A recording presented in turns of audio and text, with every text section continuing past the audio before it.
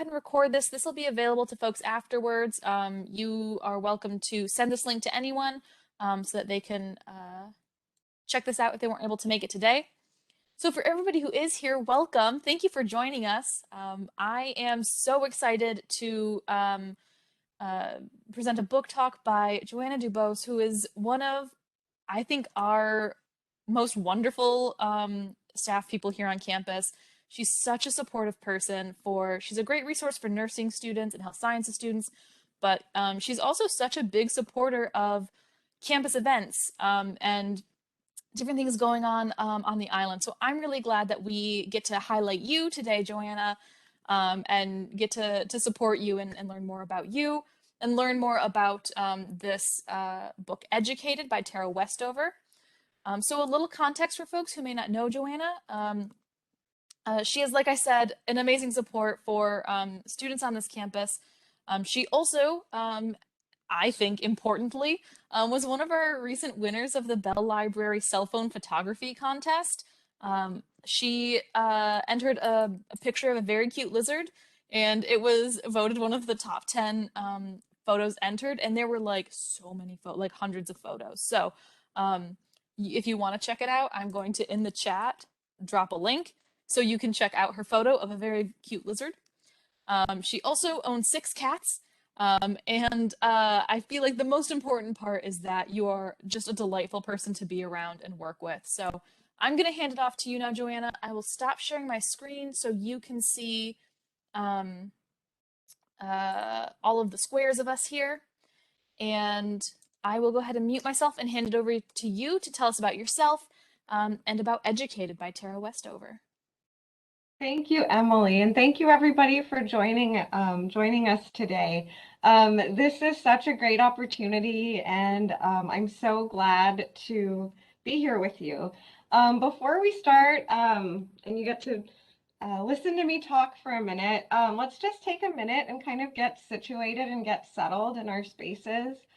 It's been a hectic Islander Tuesday, Blues Day, and acknowledging that there's been a lot going on today, and we probably have more going on after that. But for the next hour or so, we're in this space together. And let's just take a minute to connect with our breath and get centered. So I invite you, if you're comfortable, to take a deep inhalation, inhaling deeply, and then exhaling, sighing it out, letting it all go. Let's do this one more time together. A deep inhalation, breathing in peace and joy. And as we exhale, sending out well wishes to others here in this virtual space with us. Thank you for that. I'm Johanna, and I'm an Islander forever. I've been an Islander. I've been on this campus for 20 years, actually. My first semester was fall of 2001, and I transferred here, and I've been on this island ever since.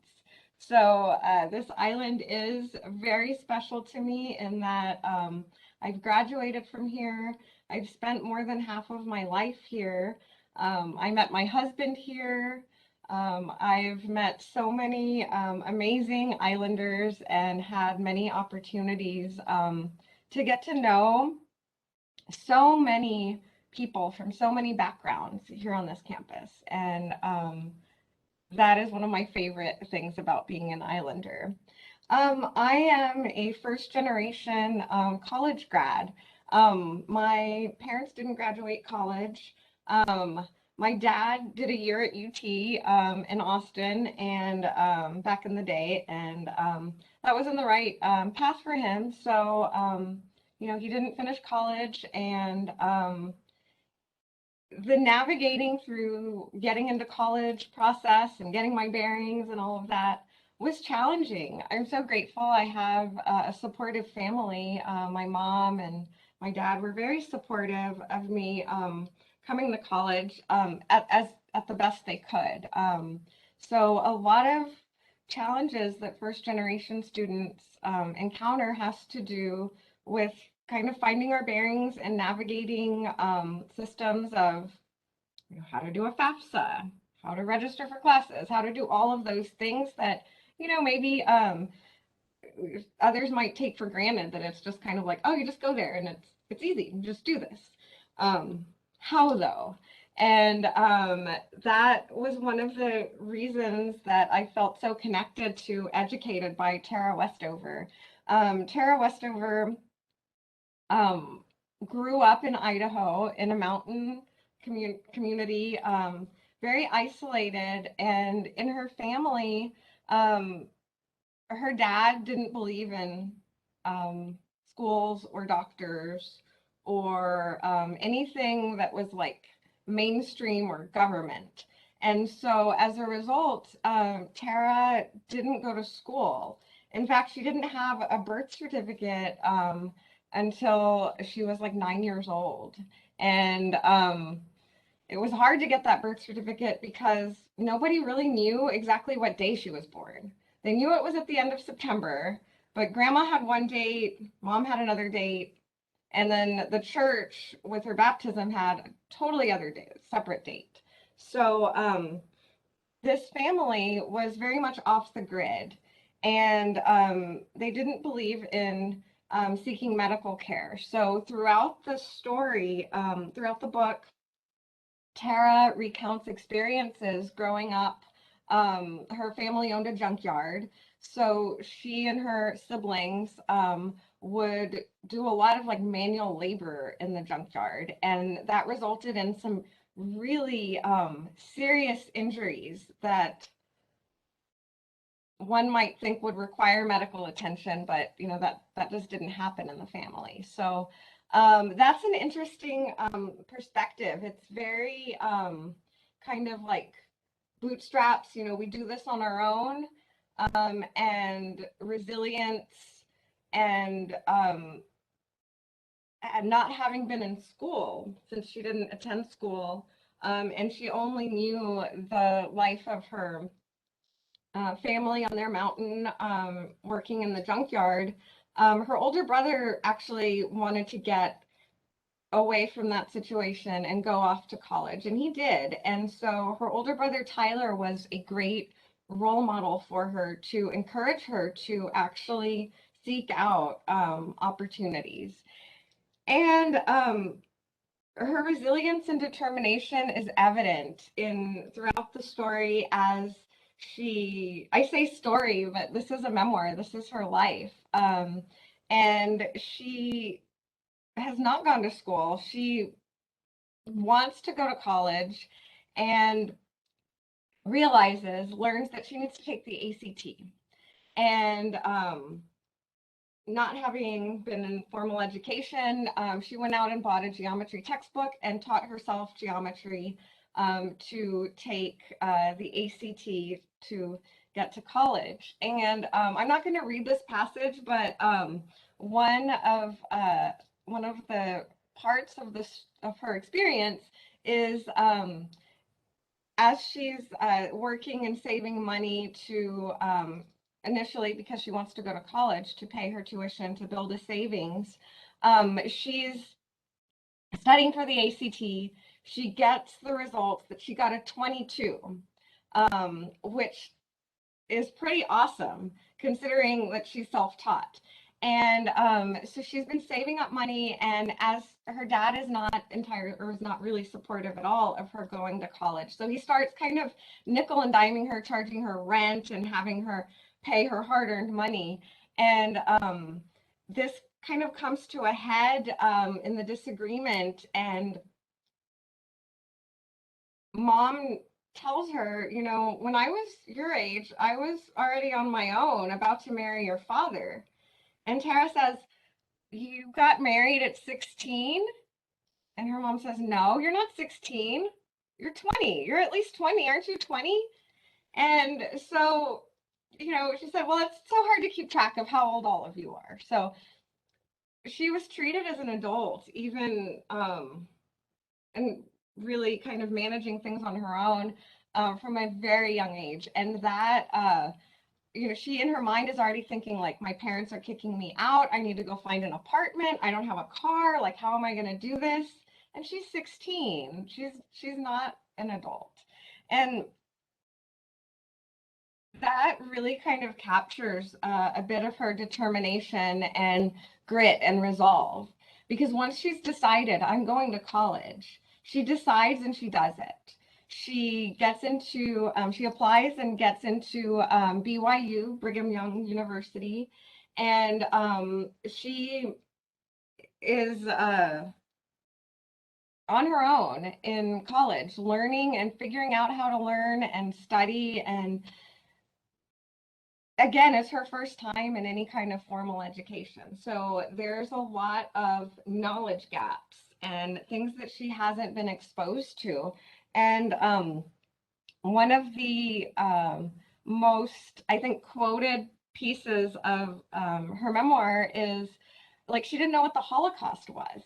And that comes out because she's in a class, and it's an art class, a Western art class, and they're seeing different pieces of art and photographs. And she mentions as she's learning that she calls them black hole words. So like a word that she doesn't know the meaning of, and it's like it sucks in the sentence. Like, the sentence won't have meaning because of that like black hole word. So she's sitting in lecture next to a friend, a new friend, and she is reading about this photograph they're looking at, and it's a black hole word.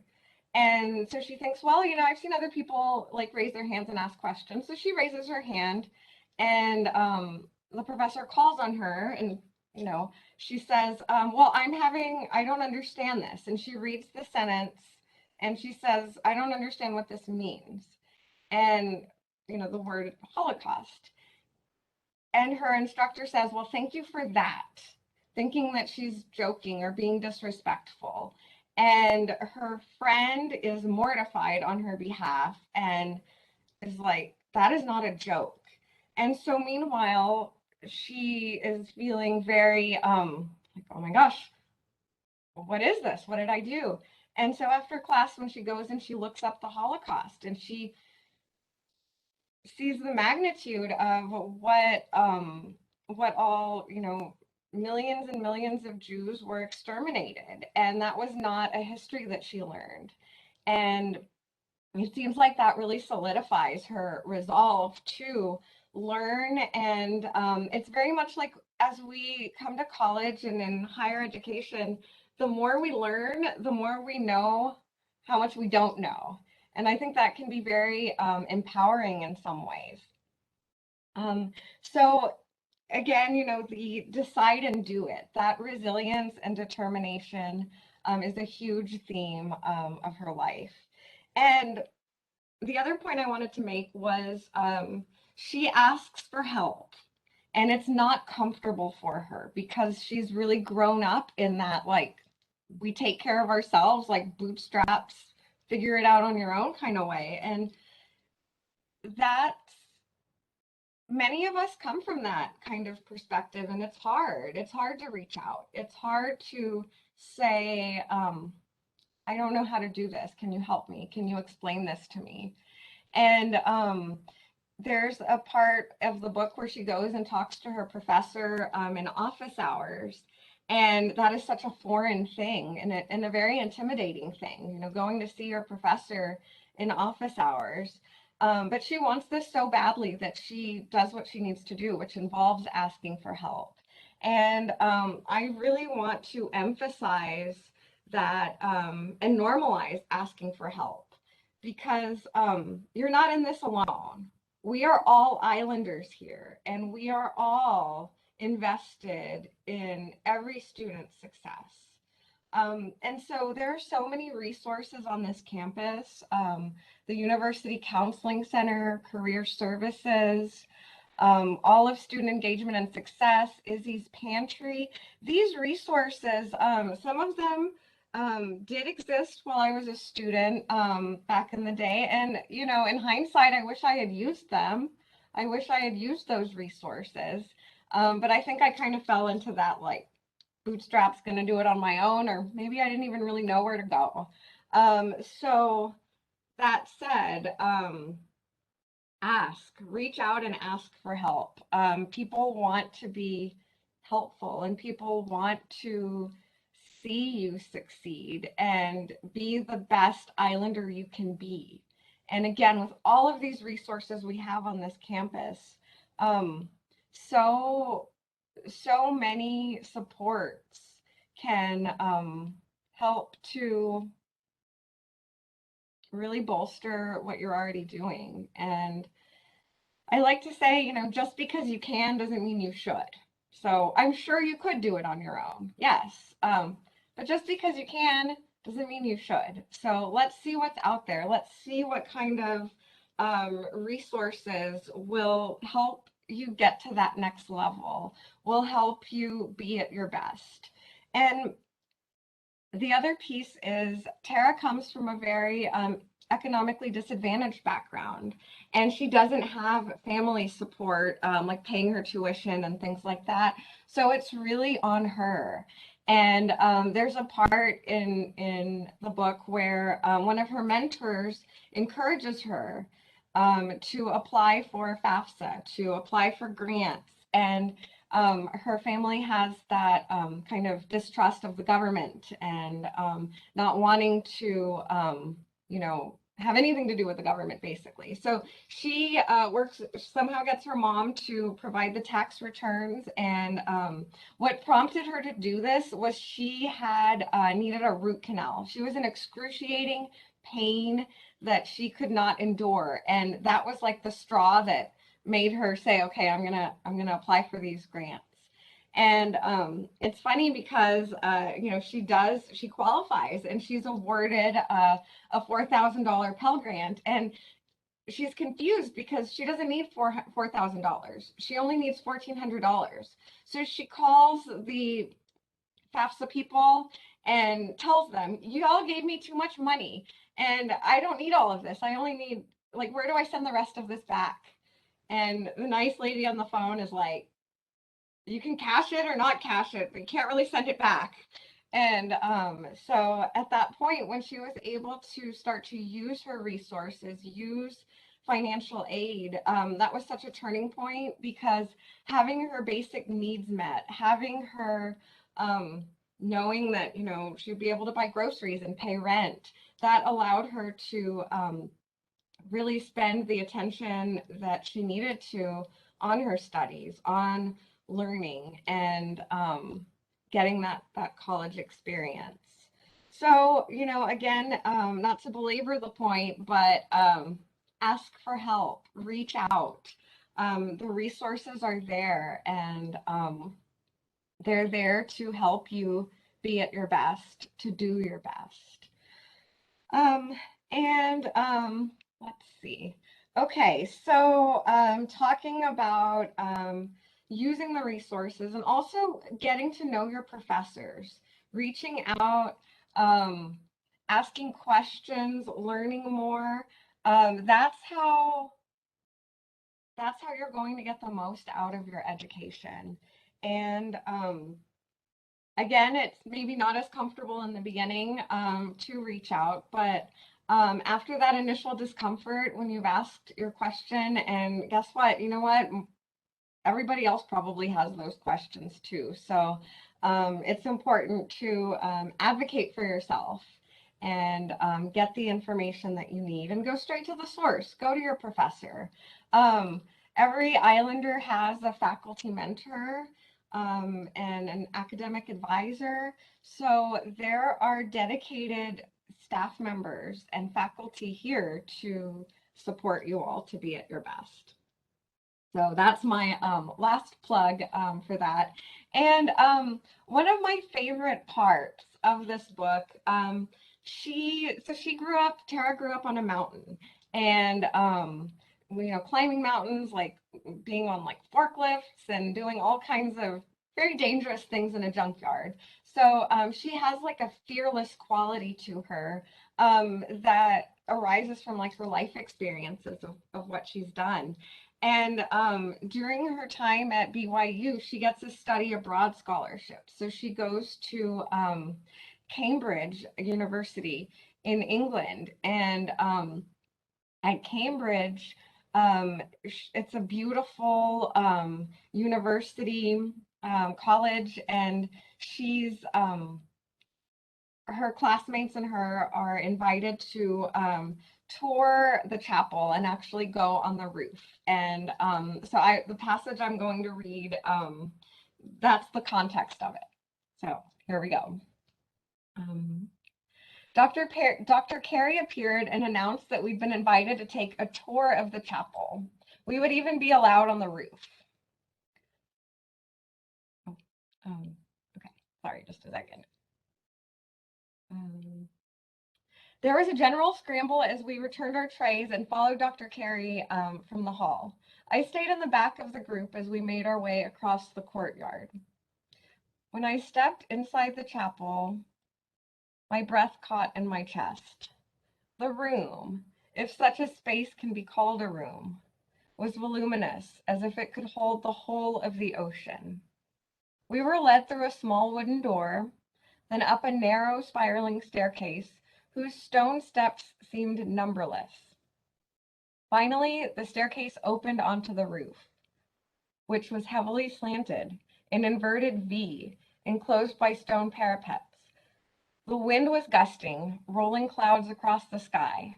The view was spectacular, the city miniaturized, utterly dwarfed by the chapel.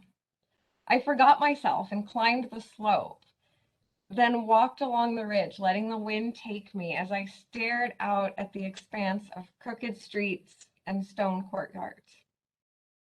"You're not afraid of falling," a voice said. I turned. It was Dr. Carey. He had followed me, but he seemed unsteady on his feet, nearly pitching with every rush of wind. "We can go down," I said. I ran down the ridge to the flat walkway near the buttress. Again, Dr. Carey followed, but his steps were strange. Rather than walk facing forward, he rotated his body and moved sideways like a crab. The wind continued its attack. I offered him an arm for the last few steps. So unsteady did he seem, and he took it. "I meant it as an observation," he said when we made it down. "Here you stand, upright, hands in your pockets." He gestured toward the other students. "See how they hunch, how they cling to the wall?" He was right. A few were venturing onto the ridge, but they did so cautiously, taking the same ungainly side steps Dr. Carey had, tipping and swaying in the wind. Everyone else was holding tightly to the stone parapets, knees bent, backs arched, as if unsure whether to walk or crawl. I raised my hand and gripped the wall. "You don't need to do that," he said. "It's not a criticism." He paused, as if unsure he should say more. "Everyone has undergone a change," he said. "The other students were relaxed until we came to this height. Now they are uncomfortable, on edge. You seem to have made the opposite journey. This is the first time I've seen you at home in yourself. It's in the way you move. It's as if you've been on this roof all your life." A gust of wind swept over the parapet and Dr. Carey teetered, clutching the wall. I stepped up onto the ridge so he could flatten himself against the buttress.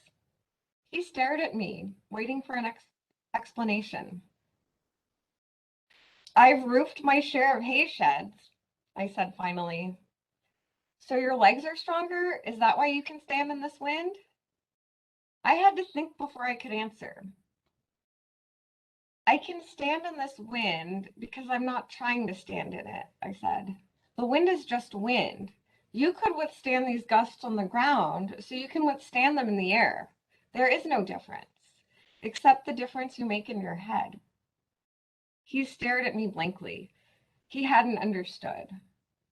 "I'm just standing," I said. "You all are trying to compensate, to get your bodies lower because the height scares you. But the crouching and the sidestepping are not natural. You've made yourselves vulnerable.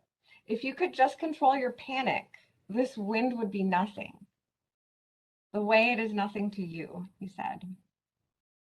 I wanted the mind of a scholar, but it seemed that Dr. Carey saw in me the mind of a roofer. The other students belonged in a library. I belonged in a crane. So, wow, I get like goosebumps from that passage. And her perspective of, that her professor saw her as a roofer and saw her in a crane, that's in her head. So I think that's kind of ironic, the juxtaposition there of, she just said, like, it's in your head. So this particular passage is inspiring to me because we all come from our own different backgrounds, and we have our lived experiences and our life before our time as islanders, and what we have off the island. And whether we realize it or not, all of these experiences are building and shaping us into the person that we are, the person that we're becoming. And we don't know how we're going to use those strengths always. Um, Perhaps, and I would imagine Tara never really thought that she would be on the roof of a chapel, like seeing the expanse of the college below and feeling at home at such a great height. But her experiences prepared her for that. And a lot of times when we are faced with challenges, um, and we feel scared or we feel unsure, sometimes taking that pause and reflecting back on um, who we are and how we got here and harnessing those strengths is the empowering thing that we can do. We can do hard things. Um, and it's that empowerment that we don't feel it in the moment, but in hindsight, that's when we can look back and feel the courage. That's when we can look back and think, wow, I did this. um so that's one of my favorite passages in the book. And it really makes me kind of want to go up to a great height, maybe climb up to the top of the CI and walk on the roof over there, but I don't think we can do that. So there's another passage I wanted to share, and this is where she's meeting with her mentor at Cambridge. And she's nervous. It's her first time meeting this very esteemed professor. I could hear the blood pounding behind my ears as I sat down. Professor Steinberg was in his 70s, but I would not have described him as an old man. He was lithe, and his eyes moved about the room with probing energy. His speech was measured and fluid. I am Professor Steinberg, he said. What would you like to read? I mumbled something about historiography. I had decided to study not history, but historians. I suppose my interest came from the sense of groundlessness I'd felt since learning about the Holocaust and the civil rights movement, since realizing that what a person knows about the past is limited and will always be limited to what they are told by others. I knew what it was to have a misconception corrected, a misconception of such magnitude that shifting it shifted the world. Now I needed to understand how the great gatekeepers of history had come to terms with their own ignorance and partiality. I thought if I could accept that what they had written was not absolute, but was the result of biased process of conversation and revision, maybe I could reconcile myself with the fact that the history most people agreed upon was not the history I had been taught. Dad could be wrong, and the great historians Carlyle and Macaulay and Trevelyan could be wrong, but from the ashes of their dispute, I could construct a world to live in. In knowing the ground was not ground at all, I hoped I could stand on it.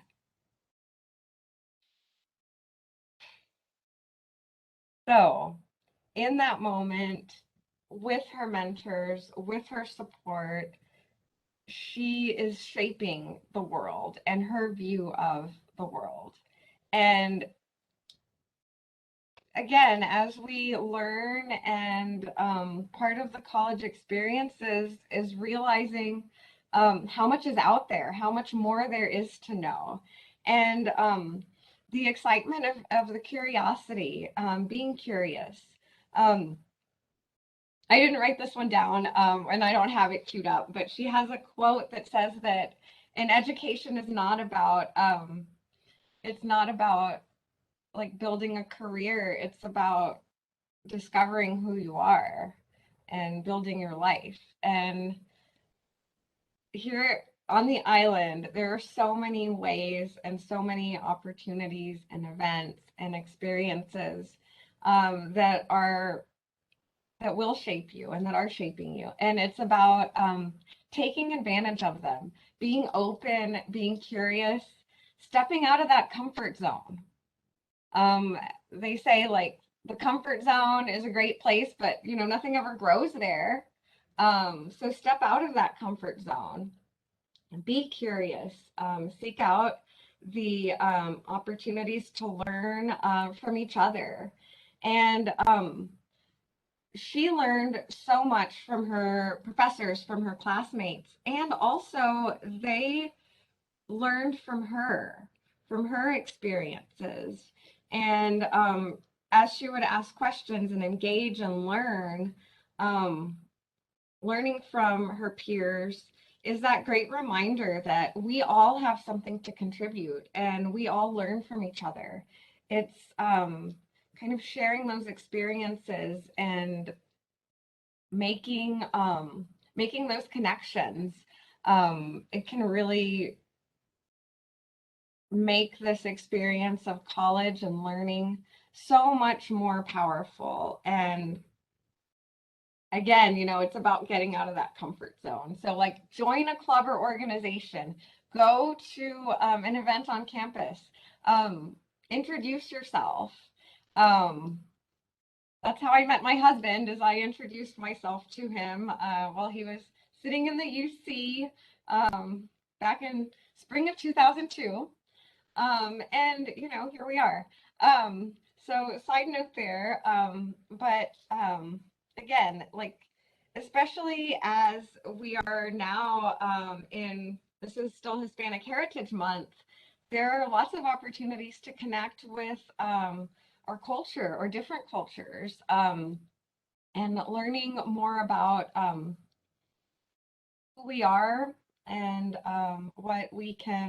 what we want to do, not just with this education, but you know, with your lives. So the I kind of want to tie this back to talking a little bit about my own experience here on the island. And I'm so grateful that my teachers, my mentors, President Miller was one of my communication instructors, professors, and Dr. Mark Hartlob and Dr. Steve Seidel were my psychology instructors. And I learned so much from them about not just about psychology, but about seeking support and feeling confident and um, talking with them. Like I went and saw my professors during office hours, and yeah, it was uncomfortable at first, but you know, now I see Dr. Hartlov in the faculty center, and we know each other, and that's pretty cool. Oh, thank you, Emily, for sharing the Hispanic Heritage Month calendar. That's great. Um, so having said that, this when you graduate and you go out and you make your Islander impact, you are still, again, Islanders forever. So it's, and I have lots of my nursing folks here, and when they go out and they're making their Islander impact in healthcare, in the hospital setting, taking care of patients and their families during like some of the worst times of their lives potentially, when they provide that compassionate, competent care to their patients, they're making that islander impact, and it has ripple effects. We don't know how far the extent, or we don't know the extent of how simply kindness or a small thing can have big impacts or ripple effects and continue. So as you go about your day on the island, I invite you all to take a moment to enjoy the beauty of this campus. Take a moment to pause and reflect on what brought you here. And then think about where you want to go. And when you see that place of where you want to go, look around you and look at all of the people and all of the departments and organizations on campus that can support you in making that dream a reality. Um, because again, we all have that commitment, um, an unparalleled commitment to every student's success, like President Miller says. And we're all here for you, faculty, staff, um, and this is about making the most of your time here on the island. Um, so, all of that said, I really appreciate your time and attention. And I'm curious if anyone has questions or comments or anything they would like to share, whether you've read the book or not.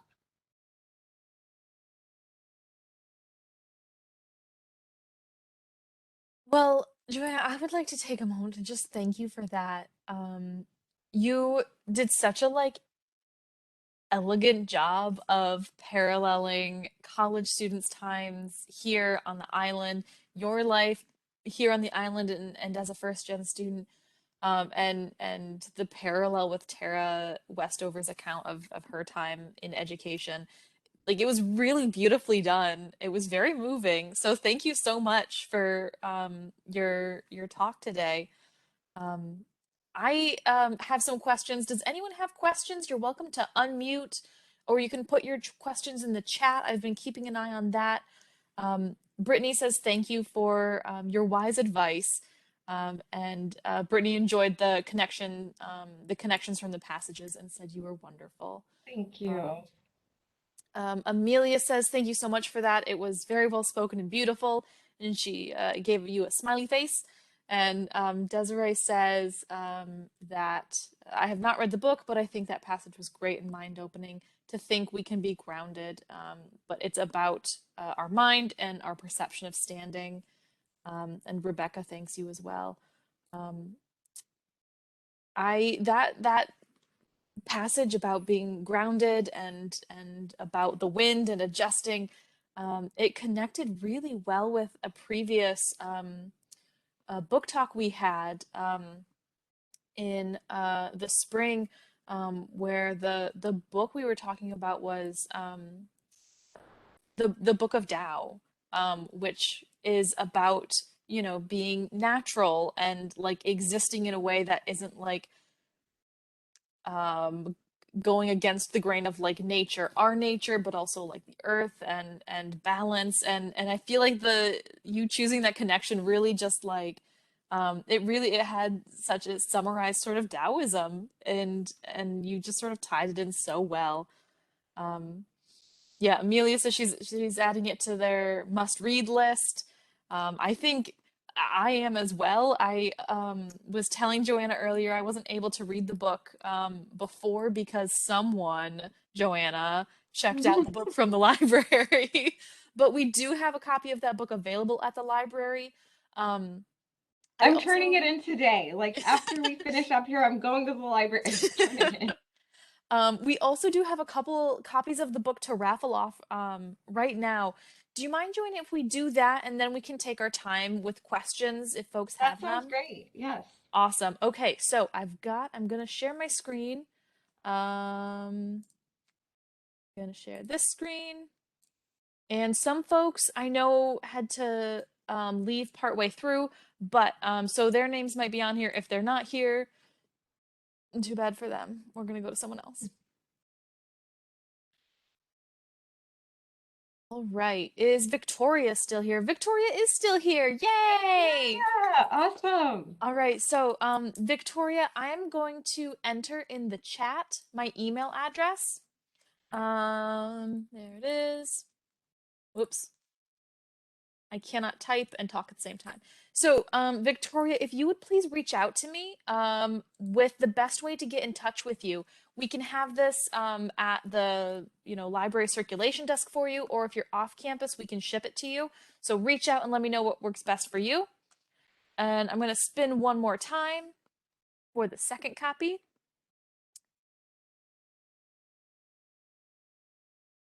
And is Desiree still here? I think Desiree's still here. Yay! Oh, great timing. That worked out really well. Okay. Desiree, my email is in there. Reach out. These two copies are set aside for you both. I'm gonna go ahead and stop sharing now, and so we can continue the conversation with you, Joanna.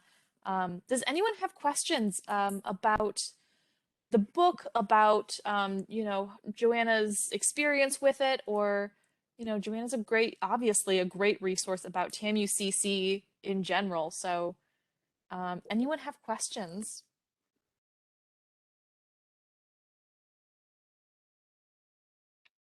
I'm gonna assume some folks might be typing, so I'll go ahead and ask one of my questions, which is I read a bunch of reviews of this book because I didn't have access to it. It seemed, I don't know, rude to read the like nice raffle copies. I didn't want to like ruin the spine, so I didn't read it so that everyone could have nice pretty copies. But what's in all of the reviews, that same experience of asking about the Holocaust, having that moment of there's a gap that is going to open up your world. That really stuck out in all of the reviews I read. And I was thinking about, for me personally, when I moved to Texas, my knowledge, I'm originally from the Midwest, so my knowledge just opened up about the South and about Texas. I'd never heard the word Tejano before. And so that to me opened up, it showed me a huge gap in my understanding of the country I live in. So I'm wondering if Joanna, if you've ever had an experience like that, that really, the world opened up. You learned something that either exposed something that you could fill in the gaps later, or that just broadened your awareness. Okay, so my answer to this question is it's a little different. It's not about like something I learned per se. So, what really opened up, like I felt like my mind was like blown open. A little bit about like my history is I was born with a hearing impairment, so I can't hear out of my left ear. And this kind of ties into the asking for help thing because I was always like, I guess, embarrassed by it, and so I never really like, said anything. And it's funny, like sometimes like when I would have to sit in like assigned seats, and it was like where my left side would be like, you can look back and like I was like totally zoned out of the class, like didn't do well because like I really couldn't hear. But I didn't know to name that. I just thought like something was like off with me.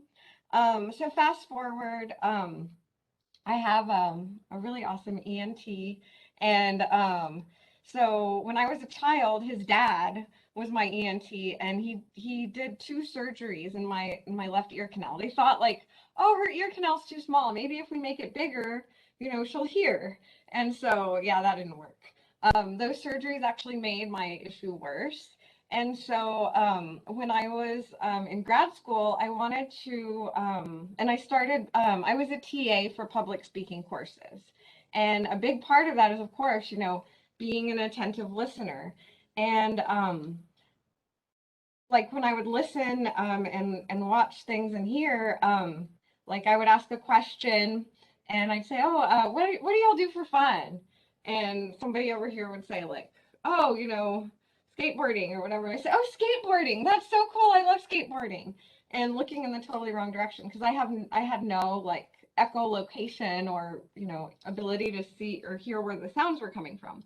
So all that to say, I had surgery 5 years ago, and I had a magnet implanted. I have a magnet in my scalp, and then this is my hearing aid. It's called a Baja, a bone anchored hearing aid, and so now I can like hear in stereo sound. And that after that, like I felt like my whole world was like blown open. Like I could hear sounds, and I could hear my cats meow, like for real, like the way they sound, and hear music in a different way, and like birds chirping. And so this was more of like a sensory experience, but that comes to mind as far as like something that was like mind expanding type thing. And I hear music and appreciate sounds in such a from such a rich place now. So that's my answer. That's so beautiful. And again, I feel like I don't know if this is coincidence or if you're just like really good at this, Joanna, but that ties in again with the book's themes of apparently music was a really big part of Tara's experience. And I feel like music and sort of beauty and connection and all of those tie into your experience as well as asking for that help and naming what you need. Um, Naming what you need. And I have to say, and one more plug for university services here. In hindsight, like looking back, I don't know why I didn't register with disability services. And that disability services is a great resource on campus for test taking, and they offer so many resources and support if there's an underlying health or medical issue that might be keeping you from being at your full potential. So I would definitely encourage anybody who is having some challenges around learning or testing or anything like that to explore those services. It's not like giving you a boost or extra points or anything. It's leveling the playing field so we can all reach our own personal potential. Yeah, and even if you have maybe you're in a class with someone who has a disability and you want to learn how to present so that they can engage just as effectively. Maybe you're creating a video and you want to make sure it's accessible. Disability services can help with that too. It's not just for the person who has a disability. It's for all of us so that we can, learn to make an accessible world. Inclusive for all. Yeah. Does anyone else have a question? Everyone is welcome to unmute and speak, or again, you're welcome to put a question in the chat and scroll through and make sure I didn't miss any. It's mostly just people really excited to read this book. Um, so one of the other things that stood out to me while I was cheating by reading reviews of the book was impersonation seems to be a phrase that Tara used. Um, to talk about what we might refer to as imposter syndrome. She felt like she was impersonating, a student or she was impersonating an academic person. Um, and I think that's something that probably most of us have experienced at some time. And I know, Joanna, you're such a great resource for the students in the College of Nursing and Health Sciences. I wondered if you had any insight into either experiencing imposter syndrome or how to overcome it. And especially, as a first generation student yourself, you might have experienced that, and how did you get through that? So much imposter syndrome. It's that self-doubt. It's like feeling like, this isn't for me, or, they're gonna find me out. And part of it is, the way around it is acknowledging and giving yourself credit for the work you do. Giving yourself that acknowledgement of I like to say, I say this a lot, like joy, just own yourself. That is how to get to the joy, is by owning yourself. Imperfections and all of you. In owning yourself, you own every part of you, and giving yourself that grace, the giving yourself compassion. And I think self-compassion is probably the antidote to imposter syndrome. Um, the other book that I thought about talking about is called Self-Compassion by Dr. Kristen Neff. She's a research psychologist at UT Austin. And she has this amazing quote that some of my nursing students here have probably heard me say. Um, she says, unlike self criticism, which asks, am I good enough? Self compassion asks, what's good for me? And I think when we all go through these moments of imposter syndrome or self doubt, kind of checking in and giving ourselves the grace and compassion we extend to others, um, we are just as deserving of that grace and compassion. So the question is, what's good for me? That's really beautiful, Joanna. You're just killing it today. This is like I feel like I've just had goosebumps for the majority of the time that we've been here. Um, Well, thank you for that because I am so nervous. Like my heart is pounding. it's that imposter syndrome, Joanna. You gotta kick Own that to the curb. myself. Um, yeah, I think that's a really important, that self-compassion, and I like the phrase you used, that grace that we give to others. I think we have been really good in the past 18 months since COVID. We've been better about extending that to others, and I think it gets to a point where you can't extend it to others until you extend it to yourself. It's that empty cup can't pour You kind can't of pour from an empty cup. You got to fill yours first. yeah. So that's, I think, a really great sort of motto to think of, especially when you've been pulling in all of these resources for students to connect to during your talk. All of these are ways to extend compassion to yourself. You can, you know, maybe it's naming a disability, maybe it's seeking out student engagement, maybe it's going to events and connecting with people. There are so many ways to practice that self-compassion. All right. Does anyone else have questions? I feel like I've been talking a lot, which is not the point. I talked way more, Emily. It's your book talk, Joanna. All right, I'm not seeing any other questions. Joanna, is there anything else you would like to leave us with? It's been just a very inspirational hour. Anything you want us to walk away from this talk with today? Two things. Just own yourself. Um, and another quote, this one from Theodore Roosevelt, believe you can and you're halfway there. So, yeah, go Islanders. Yeah, and go Islanders. Um, Thank you so much, Joanna. This has been such a great talk. Thank you to everyone who came. Um, Rebecca says Theo's the best. I don't know if I've ever heard anyone refer to Teddy Roosevelt as Theo, but I love it, and I'm going to from now on. Like we're besties. Um, Thank you, everyone, for joining us. Desiree, Victoria, reach out to me. We will get these books to you. Um, and join us for our next book talk, which is going to be in a few weeks. You can find all of the library's events, and which includes book talks and workshops. You can find all of them here on our calendar that I just posted a link to. So I hope to see you later on in the semester. I'm going to go ahead and stop recording now, and